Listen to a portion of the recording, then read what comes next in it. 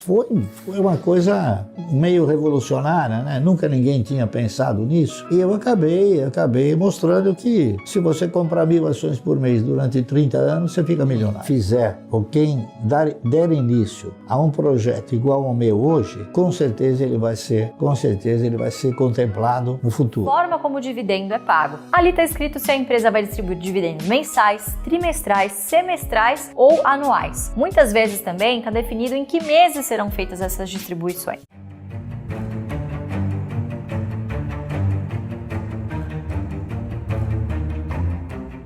O maior discípulo de Graham foi Warren Buffett. Buffett foi aluno de Graham na Universidade de Columbia e depois trabalhou na firma dele de investimentos por muitos anos. Durante suas 2 primeiras décadas como investidor, Buffett seguiu a filosofia de investimentos do Graham. Mas depois que ele se tornou um homem rico, gerindo muitos milhões de dólares, uma coisa importante mudou em seu jeito de investir. Ao invés de preferir as ações com os menores múltiplos da bolsa, Buffett começou a procurar preços descontados entre os melhores negócios dos Estados Unidos. Ele entendeu que por trás de ações negociadas a múltiplos muito baixos, geralmente havia negócios ruins que poderiam continuar baratos para sempre. E Buffett começou a dar preferência a investir nas empresas que mais criam valor. Essa mudança do Buffett ocorre depois que ele se aproxima de Charlie Munger, que até hoje é o seu parceiro inseparável nos investimentos. Munger convence Buffett de que se ele quer investir em determinados negócios por décadas ou às vezes até para sempre, é preciso escolher empresas que não vão falir e vão seguir crescendo. Munger sempre diz que o dinheiro grande não está na compra e na venda, mas sim na espera. Louis Barsi bebe na fonte dos maiores gurus do velho investing. No método que ele desenvolveu, tem um pouco do Graham e também um pouco de Buffett. Do Graham, ele pega principalmente a importância de pagar barato por ações. Do Buffett, ele pega o apreço por negócios que tendem a perdurar por décadas. Mas o Barsi acrescenta um ingrediente próprio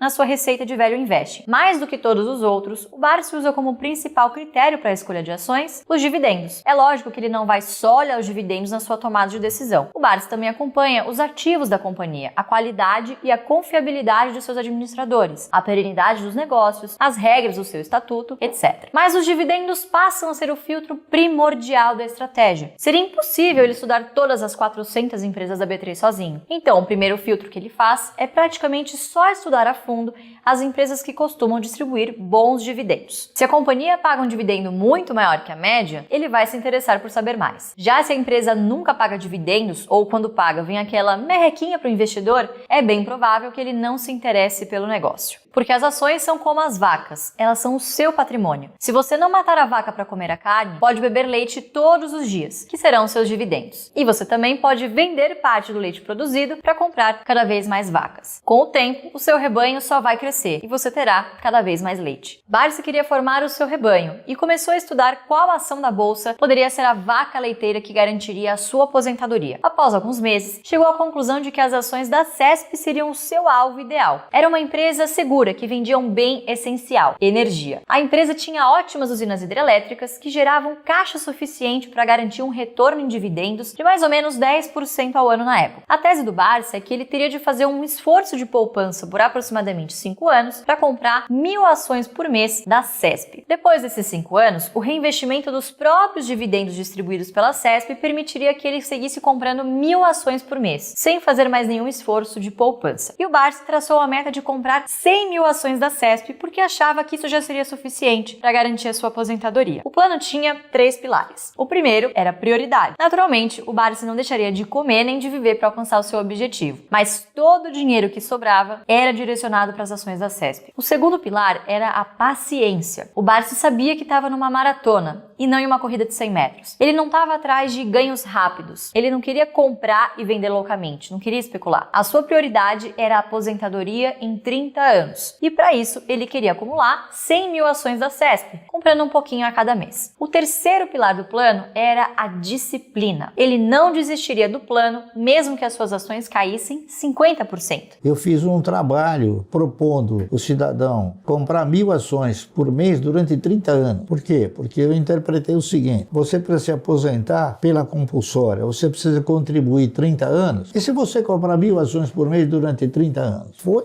uma coisa meio revolucionária, né? Nunca ninguém tinha pensado nisso, e eu acabei mostrando que se você comprar 1.000 ações por mês durante 30 anos, você fica milionário. Na verdade, ele já não se importava quando a bolsa começava a cair. Pelo contrário, ele comemorava, porque o que interessava era o número de ações que ele estava determinado a juntar, e não o valor delas. Como ele estava muito mais interessado em comprar do que em vender, quanto mais as ações caíssem, mais fácil seria para ele alcançar a sua meta. Seguindo esse plano, demorou pouco para que o Barsi se tornasse milionário. Ele nem lembra exatamente quando foi, mas acredita que foi em meados de 1976. Quem fizer ou quem der início a um projeto igual ao meu hoje, com certeza ele vai ser contemplado no futuro. O exemplo dos outros eu sempre tomei para mim e procuro dizer para as pessoas, né? Procuro transmitir para as pessoas um ensinamento que eu fui adquirindo ao longo do tempo. E eu tenho assim uma referência muito boa de todos aqueles que seguiram essa orientação, muitos declararam no livro, né, que eles também fazem como eu. Então tem bastante gente aí que compra, guarda e vive de dividendos. Tem muitas pessoas que seguiram a minha trajetória e continuam seguindo, né? Depois houve mudanças na estratégia da CESP e ele acabou vendendo as suas ações para investir em outras empresas. Mas a estratégia de dividendos adotada naquela época segue firme até hoje. Ainda no final da década de 1970, o Barsi chegou à conclusão que já recebia dividendos suficientes para parar de trabalhar. Mas ele seguiu investindo e na década passada alcançou o status de bilionário. O menino do cortiço, que havia trabalhado como baleiro em engraxate, já fazia parte do clube dos homens com maior patrimônio do Brasil. Outra coisa que você precisa saber sobre os dividendos é que as empresas precisam divulgar aos seus acionistas quais são as suas regras de distribuição. Muitas vezes as ações preferenciais dão direito a um dividendo maior que as ações ordinárias. Para você não errar, geralmente o código de negociação das ações preferenciais termina em 4, por exemplo, Petri 4. Já o código de negociação das ordinárias termina em 3, por exemplo, Petri 3. Se você quer saber se um tipo de ação paga mais dividendo que outro nas empresas onde investe, deve ler o Estatuto da Companhia. No caso da Eletrobras, por exemplo, as ações preferenciais garantem ao acionista 10%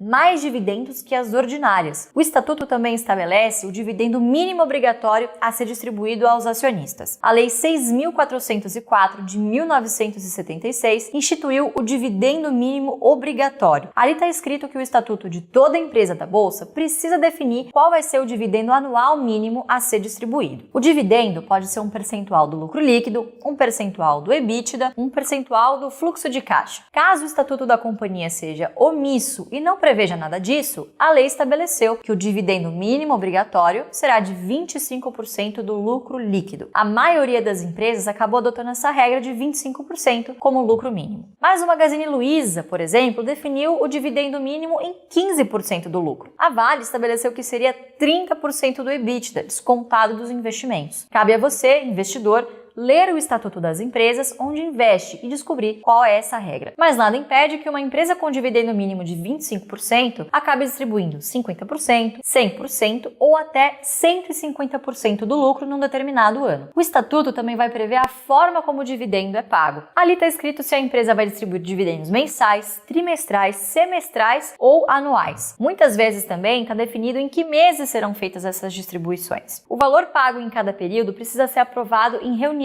do Conselho de Administração. Em seguida, a empresa é obrigada a publicar um comunicado ao mercado informando o montante total de dividendos a serem pagos, o dividendo por ação, a data em que o acionista precisa ter a ação em custódia para ter direito ao recebimento do dividendo, o que o mercado chama de data com. Lembrando que no dia seguinte é a data X, quando a ação já não dá mais direito a esse dividendo. O comunicado ao mercado também estabelece a data em que os dividendos caem na conta do investidor, que pode ser diferente da data X. Agora talvez você esteja se perguntando, ok, se essa estratégia é tão boa, por que todo mundo não adota o velho investe com foco em dividendos igual o Barsi? No mercado tem de tudo, inclusive gente que não gosta de dividendos. A tese tese contrária mais repetida é de Merton Miller e Franco Modigliani, dois professores laureados com o Prêmio Nobel de Economia. Os dois são autores da teoria da irrelevância dos dividendos, que defende que os proventos não fazem diferença para o investidor, porque os dividendos pagos são descontados do preço da ação. Por exemplo, se uma ação vale R$10 e paga R$1 em dividendos, tudo mais constante, ela vai abrir cotada a R$9 no dia seguinte. Da mesma forma que você não fica mais rico quando tira R$100 do bolso direito da sua calça e coloca os mesmos R$100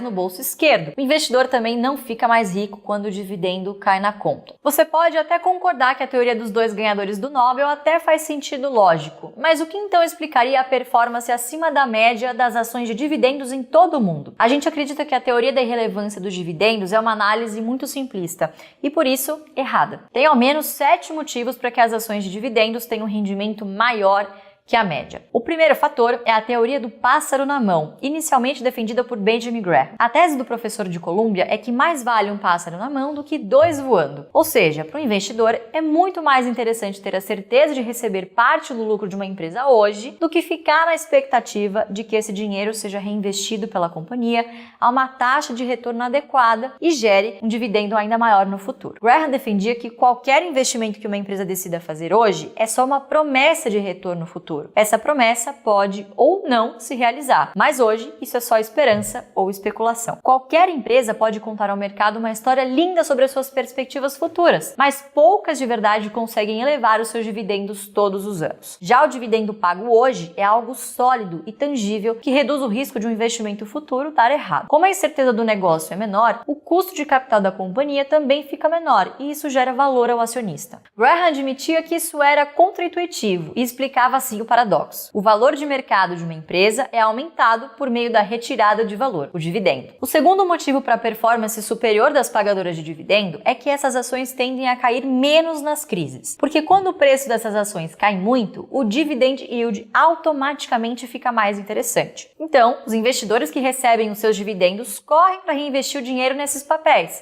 aproveitando o retorno em dividendos maior.